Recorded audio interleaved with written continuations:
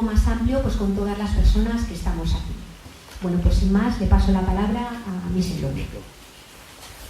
Muchas gracias.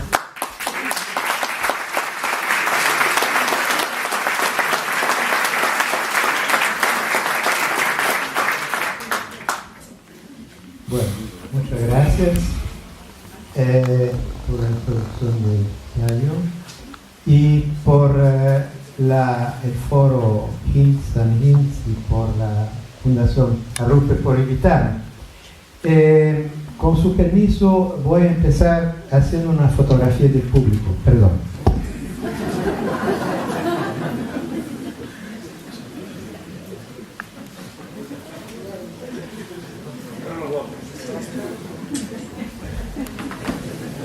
Bien.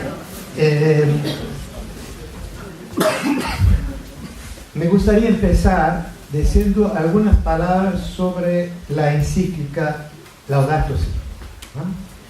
Que me parece un documento extraordinariamente importante desde nuestro punto de vista en cuanto ecosocialistas, ¿no? Sería bueno si la izquierda internacional y los ecologistas tuvieran, digamos, la misma comprensión del problema ecológico, del peligro que significa y de sus causas que tiene esa encíclica, ¿no? Entonces, recomiendo a mis amigos de izquierda o ecologistas que lean la encíclica porque realmente es un documento de una gran importancia. Para empezar, es un documento que tiene un diagnóstico social, político, económico y ético, ¿no? Moral, muy profundo, sin concesiones, de lo que pasa en el planeta, ¿no? De la gravedad de la crisis ecológica, una amenaza sin precedente en la historia de la humanidad para la vida en el planeta, como dijo Cari hace un rato, ¿no? Eso es la primera parte muy importante, ¿no? Que parece a algunos de los otros evidente, pero para mucha gente no es nada evidente, ¿no? No se preocupa con eso. Entonces, el hecho es el primer punto muy importante de la encíclica, ¿no? Y el segundo es el análisis de las causas de la crisis ecológica y en particular del cambio climático, ¿no? Claro, eso tiene que ver con comportamientos individuales, etc. Pero en último análisis es un problema sistémico, ¿no? Y la encíclica del Papa Francisco habla de un sistema económico, social, dominante en el mundo que es estructuralmente perverso. Eso me parece muy importante y plantea precisamente el problema, ¿no? Que tiene que ver con la naturaleza del sistema económico dominante. Nosotros, los marxistas, lo llamamos capitalismo, pero no importa, ¿no?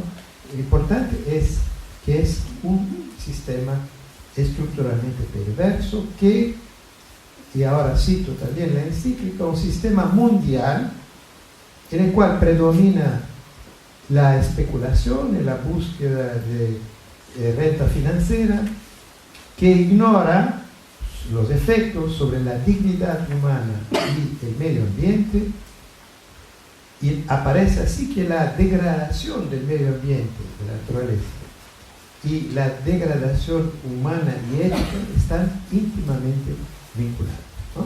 Entonces, ese es el diagnóstico que hace Laudato Si' y me parece extremadamente acertado, extremadamente importante, ¿no? Y en una otra intervención, también del año 2015, que hizo el Papa Francisco, en la conferencia de los movimientos sociales de Santa Cruz, Bolivia, también hace un argumento que me parece muy importante, ¿no?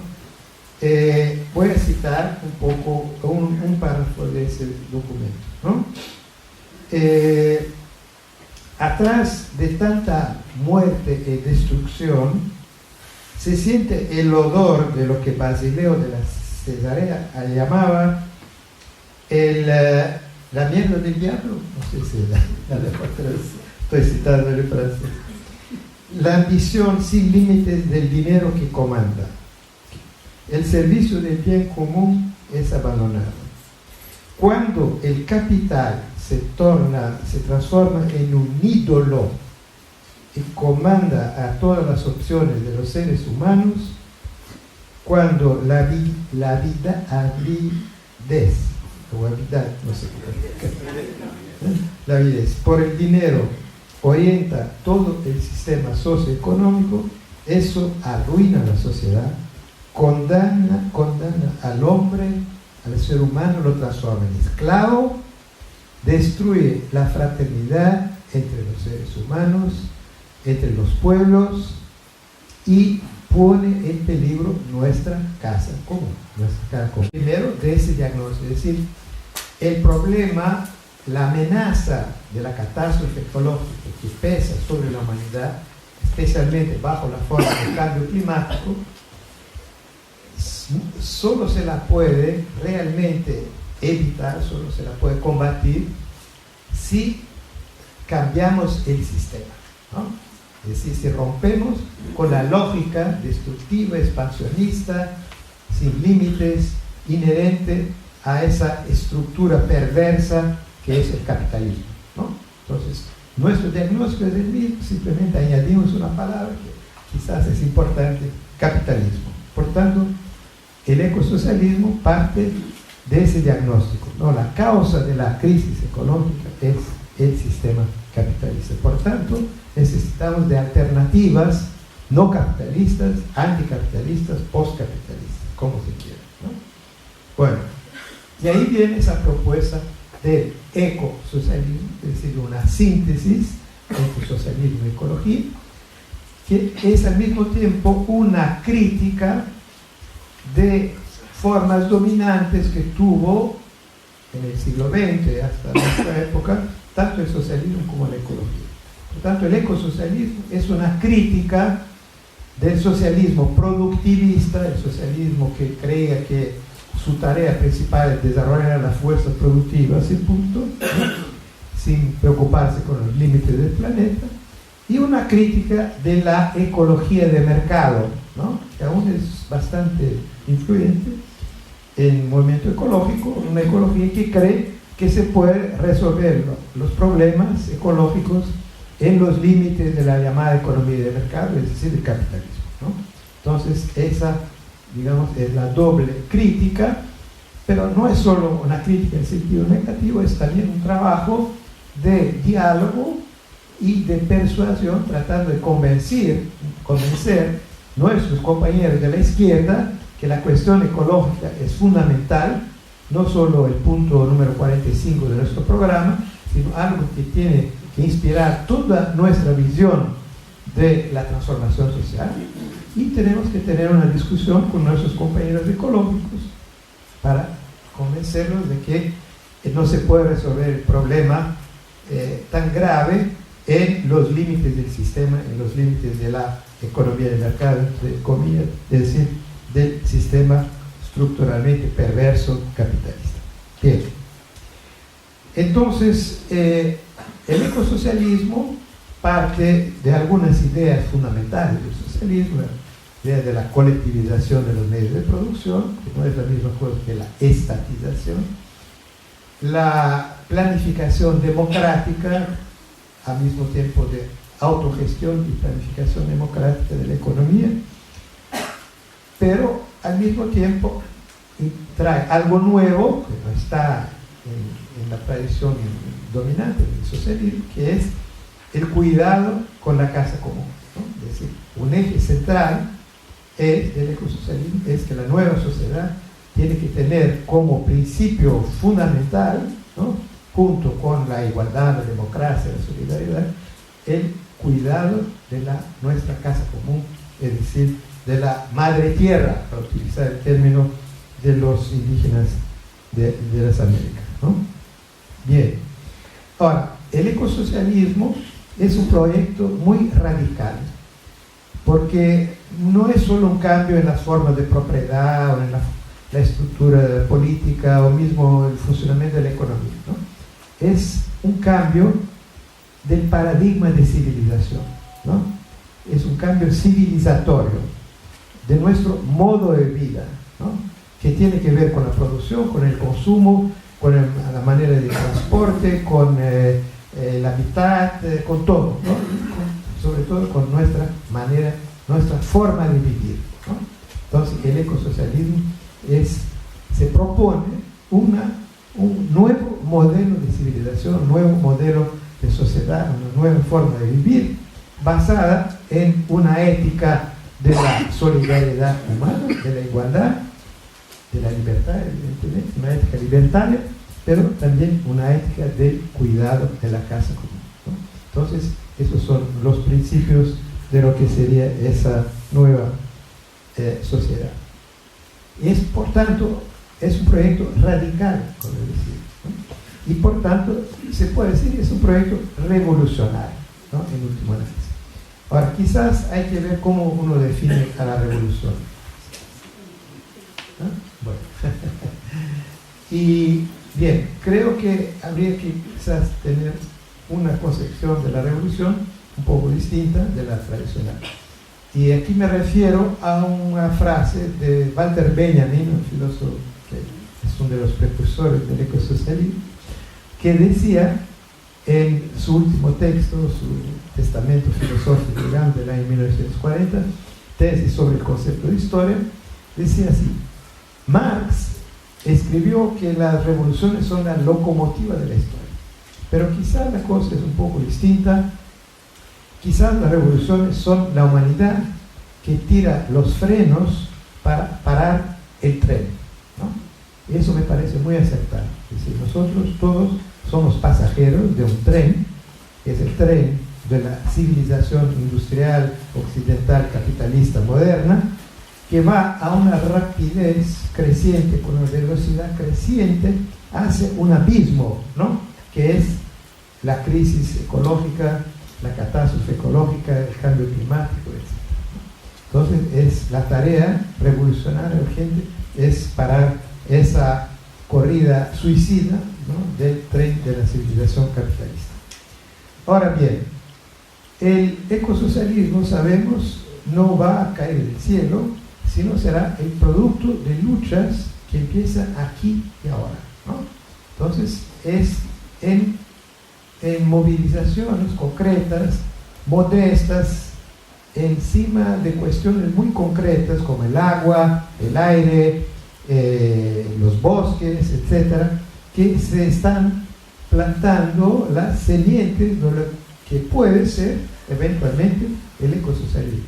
Digo bien porque puede ser, porque no hay ninguna garantía de las leyes de la historia o de la economía o de la dialéctica que el ecosocialismo se va a realizar, ¿no? Es una propuesta, es una apuesta, en el sentido que daba el gran pensador cristiano Pascal a ese concepto de apuesta. Bien, pero no es algo garantizado, ¿no?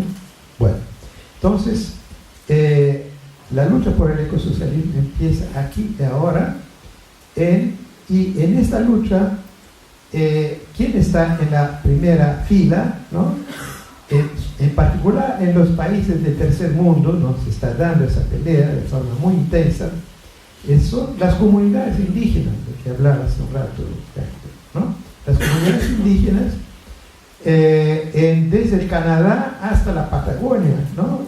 Son ellos que están en la primera fila y que son también las víctimas inmediatas de la represión, ¿no? Luchando para defender sus tierras, el agua, que es fundamental, los bosques, en contra de la destrucción que lleva el sistema estructuralmente perverso, en forma de agronegocio capitalista, en forma de multinacionales del petróleo, en forma de pipelines, en forma de minas de oro o de carbono, lo que sea, ¿no? Entonces, es una lucha por la vida, ¿no? Es una lucha muy concreta por defender sus condiciones de vida en contra de la destrucción del sistema. Pero es también, ¿sí?, una lucha entre dos espiritualidades, ¿no?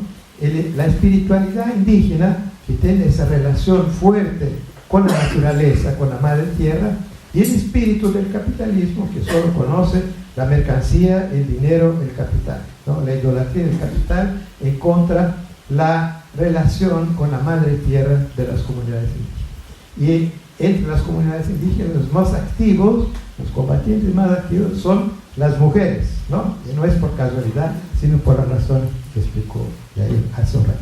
Muchas gracias. Primero, de ese diagnóstico, es decir, el problema, la amenaza de la catástrofe ecológica que pesa sobre la humanidad, especialmente bajo la forma del cambio climático, solo se la puede realmente evitar, solo se la puede combatir si cambiamos el sistema, ¿no?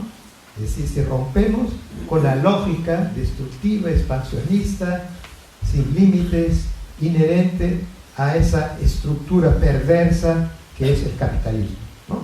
Entonces, nuestro diagnóstico es el mismo, simplemente añadimos una palabra que quizás es importante: capitalismo. Por tanto, el ecosocialismo parte de ese diagnóstico, ¿no? La causa de la crisis económica es el sistema capitalista. Por tanto, necesitamos de alternativas no capitalistas, anticapitalistas, postcapitalistas, como se quiera, ¿no?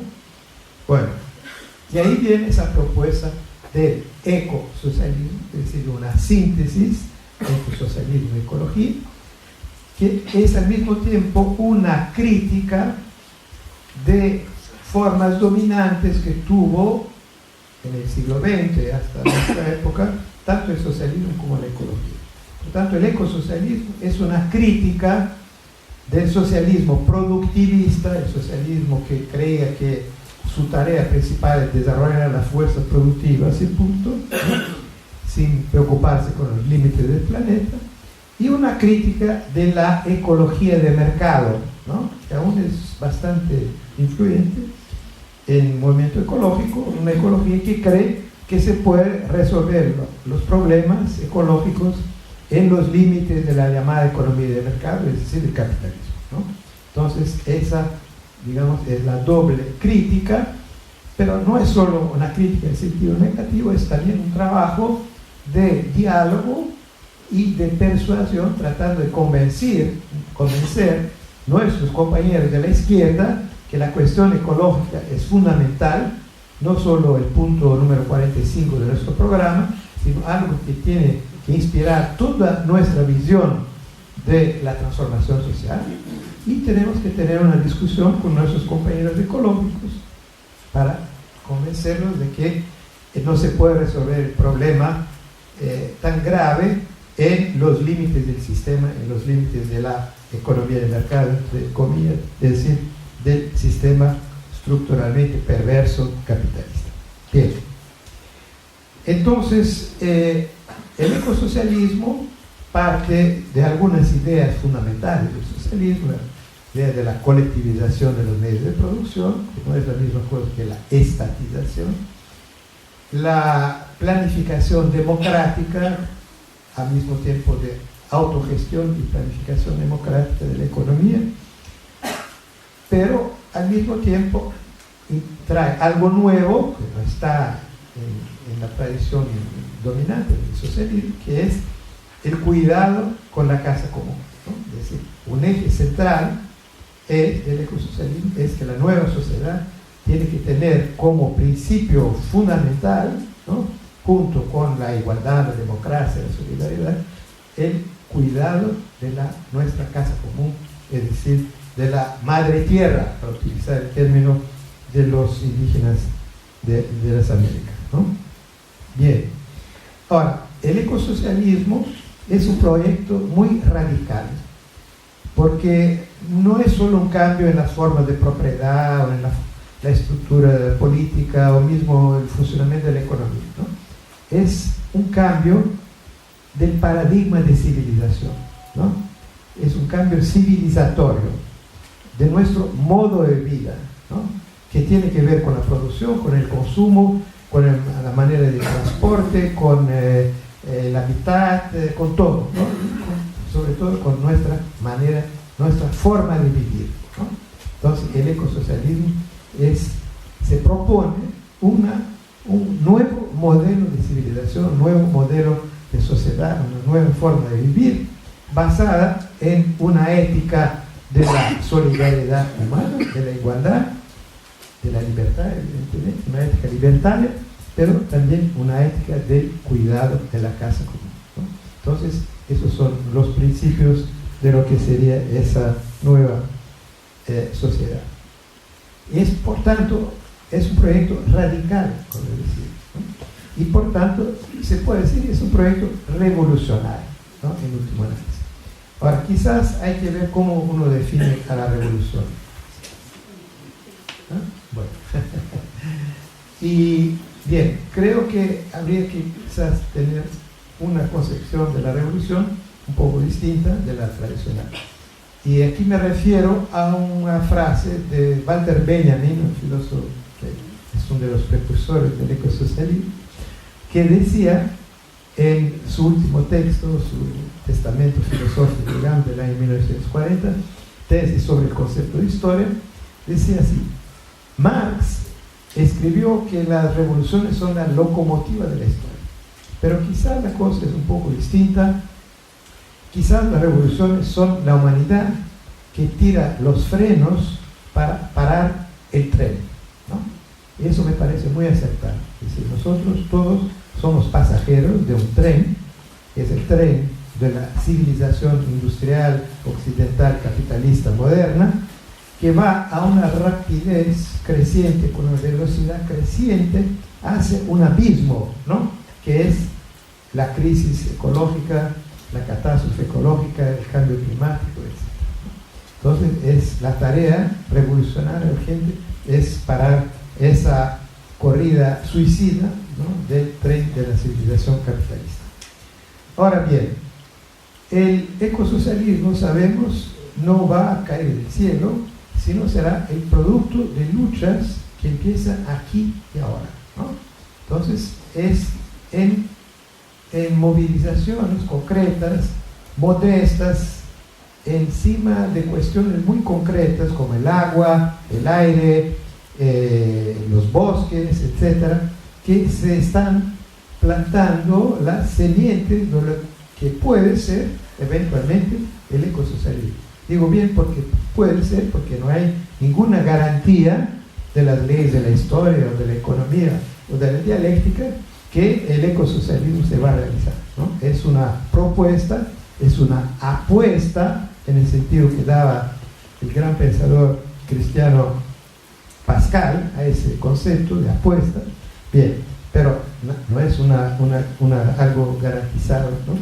Bueno, entonces la lucha por el ecosocialismo empieza aquí y ahora, y en esta lucha, ¿quién está en la primera fila, ¿no?